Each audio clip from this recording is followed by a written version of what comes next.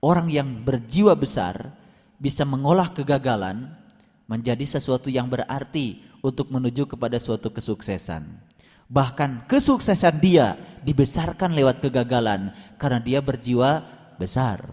Tapi orang yang berjiwa kerdil, dia akan ditenggelamkan justru oleh kegagalan. Jadi kalau ada orang yang tenggelam karena kegagalan, itu artinya karena dia berjiwa kerdil. Tapi kalau ada orang yang bisa membuat kegagalan menjadi kesuksesan yang luar biasa, itu karena dia berjiwa besar. Bahkan dia menyadari bahwa sesungguhnya kegagalan adalah suatu proses untuk membuat kesuksesan baru bagi dirinya. Dia akan bangkit. Karena apa? Karena dia berjiwa besar. Saya sering katakan, gagal 7 kali tapi bangkit 8 kali. Itulah orang yang berjiwa besar.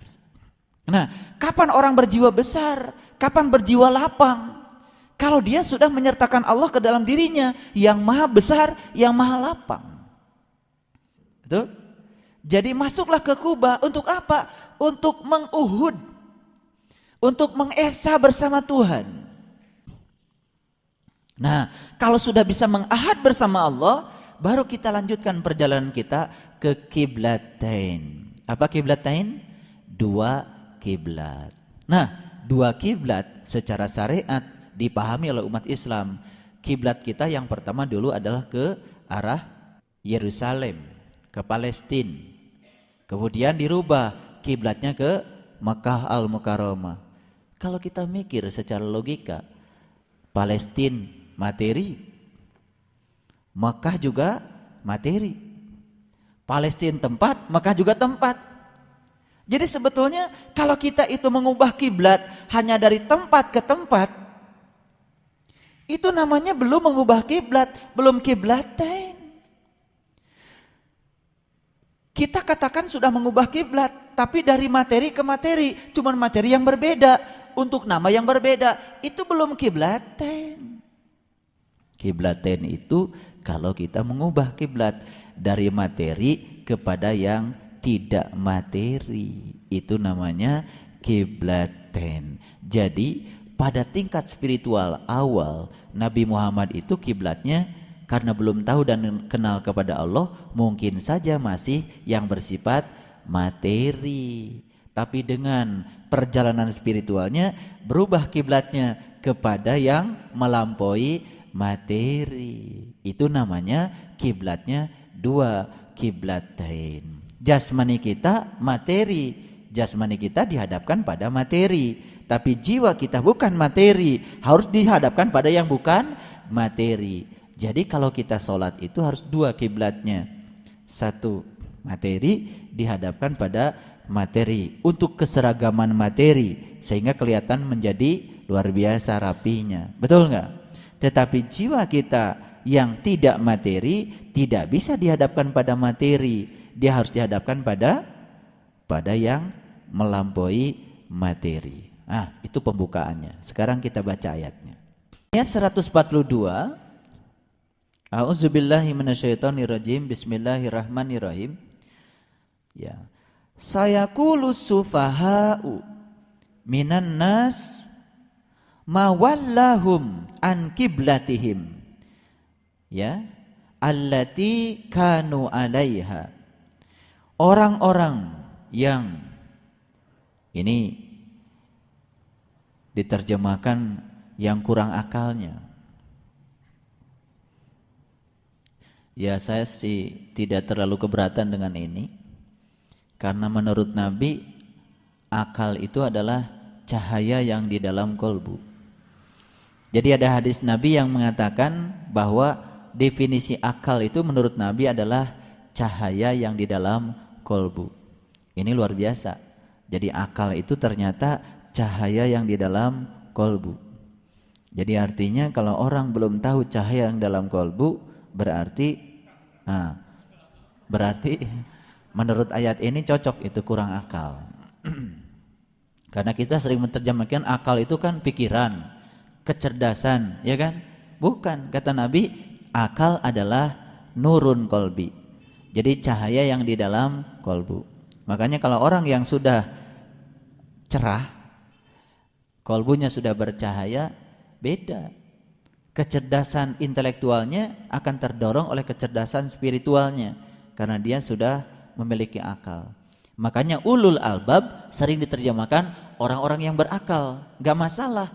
Padahal sebetulnya ulul albab dua kata, ulu albab.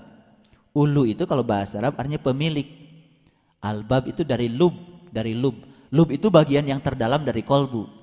Jadi kalau orang yang sudah tahu kolbu dan sudah masuk ke bagian yang dalamnya, bagian dalam dari kolbu itu namanya lub, maka dia menjadi ahlul bait, ahli baitullah. Sering disebut juga ulu albab. Nah, kalau orang sudah masuk ke dalam kolbu, ke bagian yang dalamnya, sudah masuk ke lubnya, berarti dia sudah bertemu dengan nur alan nur. Makanya disebutnya juga ulul albab. Nah, di Quran dikatakan ulul albab itu adalah orang yang sudah mengingat Allah dalam keadaan berdiri, duduk dan berbaring. Simetri lagi, cocok. Ya, ini kajiannya agak berat. Kalau dengan kecerdasan spiritual enteng-enteng saja. Jadi sayaqulu sufaha minan nas, orang-orang yang kurang akalnya. Jadi saya menyetujui terjemahan ini, ya. Di antara manusia akan berkata, ya, apakah yang memalingkan mereka dari kiblatnya yang dahulu mereka telah berkiblat kepadanya? Gitu. Jadi kalau orang yang nanya kayak gitu pasti orang yang kurang akal. Gitu. Ngerti nggak? Apa sih yang memalingkan kiblatmu dari kiblatmu yang telah terdahulu? Kalau di sini dalam kurungnya banyak. Kiblat yang dahulu dalam kurung Baitul Maqdis. Kalau mau jujur, Baitul Maqdis apa sih artinya? Baitul Maqdis itu adalah tempat yang pernah dimasuki oleh Nabi Musa. Jadi sebetulnya suatu tempat yang suci. Bahkan Nabi Musa ketika mau masuk ke situ dilarang menggunakan kedua terompahnya. Jadi sebetulnya kalau Baitul Maqdis dalam kurung ini hanya diterjemahkan Palestina atau Yerusalem, itu juga keliru. Jadi kita itu harus melakukan suatu revolusi kiblat. Dari kiblat yang bersifat materi kepada kiblat yang melampaui itu. Dari mana perintah revolusi? Dari Quran. Li'ilafi Quraisy ilafihim rihlatas sita'i was-sayf falyabudu rabb hadzal bait. Kan gitu. Falyabudu rabb hadzal bait. Jangan kau sembah rumah itu, tapi sembahlah yang punya rumah itu. Jadi kalau pada tahap awal manusia tahu kiblat itu adalah materi, dengan revolusi yang diinginkan Allah dalam Quran surat Al-Quraisy, harusnya manusia segera bertransisi dari kiblat yang materi kepada kiblat yang non materi. Falyabudu rabb hadzal bait. Jangan sembah rumah itu, sembah yang punya rumahnya. Orang begitu nyampe di Masjidil Haram yang pertama kali nyampe sana, langsung histeris, teriak-teriak. Kenapa dia teriak? Itu adalah kerinduan kepada Allah. Baru ketemu simbolnya saja sudah begitu histeris. Yang paling berbahaya ketika dia merasa bahwa dia telah sampai di rumahnya. Kemudian dia berkeliling 7 kali dan merasa sudah menjadi tamunya. Ya Allah, mau berkeliling 70.000 kali, kalau masih di luar belum jadi tamunya, dan otomatis tidak akan pernah disuguhi apa-apa. Ya tamu baru disuguhi kalau sudah duduk di dalam. Duduk di dalam, sopan, baru disuguhi.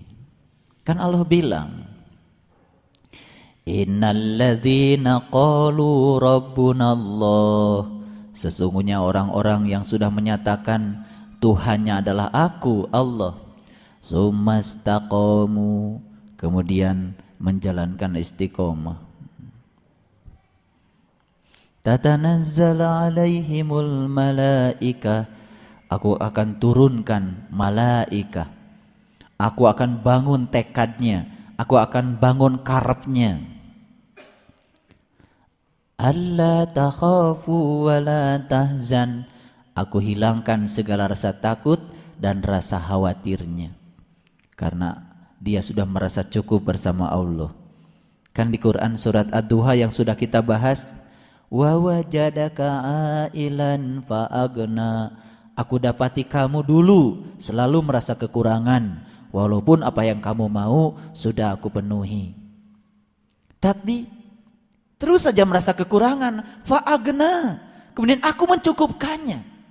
Ternyata perasaan kekurangan itu tak bisa dicukupkan dengan kelebihan harta. Perasaan kekurangan itu hanya bisa dicukupkan dengan Allah. Jadi dulu kita mengatakan orang kaya adalah orang yang memiliki harta. Betul? Nah, sekarang saya kasih definisi baru.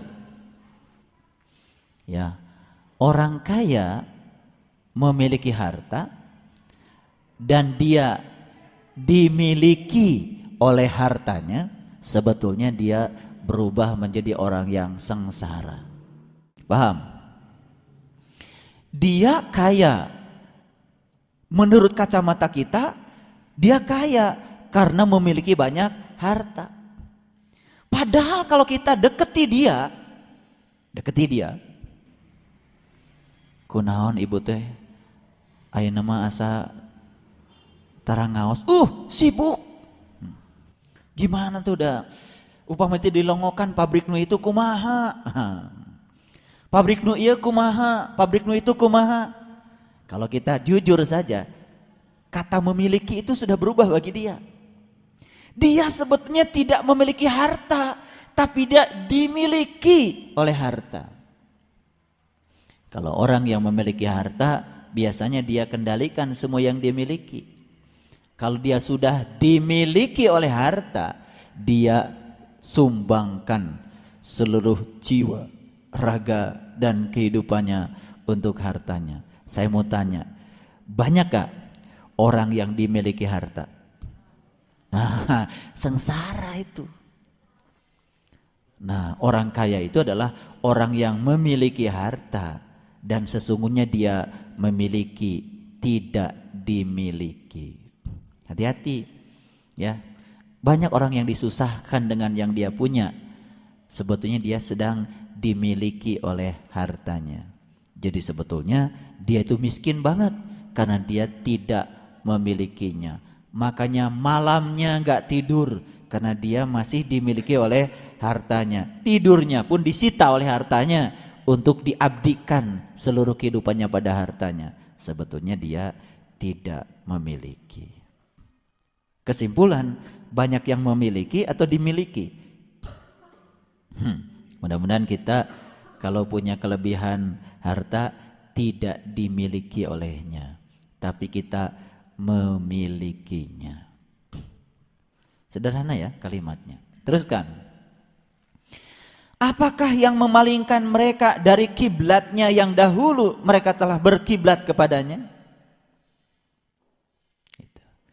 Jadi kalau orang yang akalnya sempurna, dia itu ada kejujuran di dalam dirinya. Masa iya saya berkiblat sama ini? Ini kan cuma batu. Ini yang akalnya sempurna nih, akalnya sempurna. Ini kan cuma batu, tidak berdaya, yang bikin juga manusia. Maka saya berkiblat sama yang ini. Timbul suatu kegelisahan dalam dirinya mencari kiblat yang satu lagi. Ini yang akalnya sempurna. Tapi yang kurang akalnya malah ngeyel. Ngapain kamu cari kiblat yang lain lagi? Kan cukup ini. Itu kira-kira kalau menggunakan bahasa saya. Ngerti nggak? Jadi Quran itu harus dibahasakan dalam bahasa yang lebih jernih gitu supaya jadi kelihatan yang punya akal dengan yang nggak punya akal. Berapa tahun kita juga nggak berakal. Betul nggak? Tapi kalau disebut nggak berakal, pasti marah. Marah luar biasa. Saya ini manusia sempurna dan kesempurnaan manusia itu justru akalnya. Iya. Kesempurnaan manusia itu adalah akalnya. Bahkan di Quran dikatakan manusia yang sudah menggunakan kolbunya untuk memahami, itulah manusia. Tapi manusia yang belum menggunakan kolbunya untuk memahami, dia adalah binatang. Bahkan lebih sesat dan lebih hina daripada binatang. Jadi bedanya manusia dengan binatang itu menurut Quran sederhana. Yang satu sudah menggunakan kolbunya, yang satu belum menggunakan kolbunya. Yang sudah menggunakan kolbunya terang benderang, yang belum menggunakan kolbunya gelap gulita. Cocok dengan definisi Nabi, akal adalah nurun fi kolbi, yaitu cahaya yang ada dalam kolbu, itu akal. Awas, jangan bilang saya ini kan pangkatnya juga udah tinggi Pak, saya ini kan sudah guru besar. Gak ada hubungan. Nggak ada hubungan, ya. Jadi tidak bisa kita menjustifikasi kemuliaan manusia dengan gelar akademik, apalagi kepangkatan. Nggak bisa, ya. Nabi Muhammad juga tidak pernah dapat gelar fungsional. Manusia sempurna. Baik, kita teruskan. Sampai sini ngerti ya? Oke, teruskan lagi. Katakanlah, kepunyaan Allah lah timur dan barat. Dia memberi petunjuk kepada siapa yang dikehendakinya ke jalan yang lurus. Subhanallah. Jadi ketika kita gelisah, masa iya kiblat saya yang kayak gini? Masa iya saya harus mengkiblati yang kayak gini? Gitu. Kalau ada keraguan, kemudian dia mencari, maka Allah bilang, yahdi mayyasha ila sirati mustaqim. Aku akan tunjuki kamu ke jalan siratal mustaqim. Masih ingat dulu waktu saya membahas Quran surat Ad-Duha, fa ammal yatima fala takhar wa ammas sa'ila fala tanhar. Aku dapati kamu dulu suka berlaku sewenang-wenang pada yatim. Aku dapati dulu kamu suka menghardik yang minta-minta. Masih ingat itu? Ada yang minta dari dalam, ada yang minta-minta dari dalam, kita hardiknya. Betul nggak? Kata yang di dalam, jujurlah kamu, amanahlah kamu, dorong dari dalam. Tapi karena dia itu didorong oleh kekuatan dari luar, kehidupan dari dalam gak hidup. Subhanallah. Wadduha wal-laili idza saja ma waddaka rabbuka wa ma qala walal akhiratu khairul laka minal ula wala sawfa yutika rabbuka fatarda alam yajid kayatiman fa'awa. Aku dapati kamu dulu yatimmu itu tidak ada lindungannya, tidak ada pelindungnya. Aku lindungi kamu. Fa'ammal yatima fala takhar. Aku dapati juga kamu dulu dalam keadaan berlaku sewenang-wenang kepada yatim. Fa'ammas sa'ila fala tanhar. Kamu juga suka menghardik yang minta-minta. Dikira-kira yang minta-minta nih pengemis. Bukan. Yang sering kita hardik tuh yang minta dari dalam. Bangunlah bangun, kata yang dari dalam. Tunduk. Itu menghardik sebetulnya, cuman berapa banyak orang yang sadar dengan Quran surat Duha itu. Ari ngiluan taraweh mau ngal peting, imam maca aduha, lulu gua.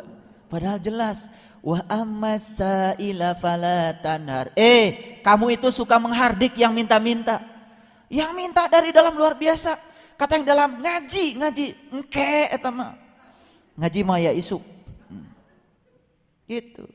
Tahajud, sholat, dorongan dari dalam luar biasa. Karena yang dari dalam itu cuma minta didekatkan pada Allah sajalah, itu saja. Tapi kita hardiknya dia, jelas. Subhanallah, luar biasa. Katakanlah, kepunyaan Allah lah timur dan barat. Dia hanya memberi petunjuk kepada siapa yang dikehendakinya. Tolong perhatikan. Yahdi mayyasha ila siratim mustaqim. Allah akan menunjukkan kepada yang dia kehendaki ke jalan siratal mustaqim. Siapa yang akan dikehendaki? yang tadi itu, yang gelisah. Ada apa sih pada diri saya, kok saya merasa kurang? Padahal pangkat sudah naik, mobil sudah kebeli, kue lebaran sudah banyak. Tapi ada yang kurang pada diri saya. Apa sih yang kurang itu? Gak ngerti mereka. Sebetulnya yang kurang itu adalah Allah belum bersama dia. Karena kata Allah, tidak ada yang bisa menutupi kekurangan-kekuranganmu kecuali aku. Wa wajadaka ailan fa'agna. Kamu selamanya akan merasa kurang sebelum aku hadir mencukupkan kamu. Makanya begitu Sayyidina Umar diimankan, disahadatkan oleh Rasulullah. Beliau mengatakan hasbi Allah. Saat itu seluruh harta kekayaannya, ya Rasul, aku sumbangkan seluruh kekayaanku untuk perjuanganmu. Bagaimana dengan keluargamu Umar? Hasbi Allah. Perasaan kurang itu langsung musnah seketika ketika Allah hadir ke dalam diri seseorang. Makanya berapapun dia banyak harta, kalau dia merasa kurang, tidak akan pernah berbagi kepada siapapun. Makanya orang yang sudah berbagi kepada orang lain karena hartanya banyak, karena dia sudah merasa cukup dengan Allah. Jadi apa yang bisa membebaskan seseorang dari sifat kikir? Cuma satu, bersama dengan Allah. Ini penting. Kepunyaan Allah lah timur dan barat. Dia memberi petunjuk kepada siapa yang dikehendakinya ke jalan Shiratal Mustaqim. Jadi untuk mendapatkan kiblat yang satu lagi, Quran mengajarkan kamu harus menghendaki untuk mendapatkan Shiratal Mustaqim. Betul? Subhanallah.